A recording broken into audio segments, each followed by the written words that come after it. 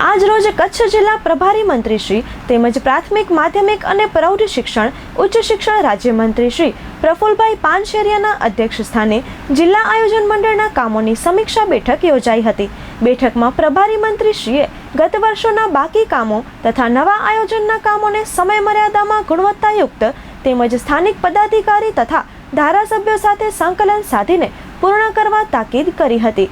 આગામી મીટિંગ પૂર્વે બાકી રહેતા કામો ઇન્ડેક્સમાં શૂન્ય કરવા અધિકારીશ્રીઓને જણાવાયું હતું। તેમજ ચાલુ વર્ષના 2024-25ના ₹3,213.59 લાખના સૈદ્ધાંતિક મંજૂરી પૈકીના ₹1,999.82 લાખના કુલ 962 કામોની 62.23% જેટલી વહીવટી મંજૂરીની સમીક્ષા કરી તમામ કામના તબક્કાવાર ફોટો જીઓ ટેગિંગ કરવા પર ભાર મૂક્યો હતો।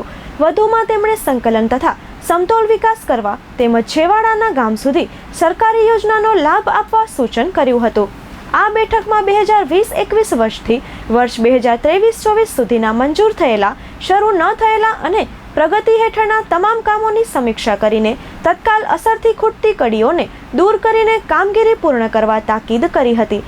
બેઠકમાં વિકાસ કામો અંગે આયોજન અધિકારી શ્રી જીતેન્દ્ર રાવલે વિકાસશીલ તાલુકા જોગવાઈ એટીવીટી સહિત યોજનાઓને વિસ્તૃત માહિતી રજૂ કરી હતી।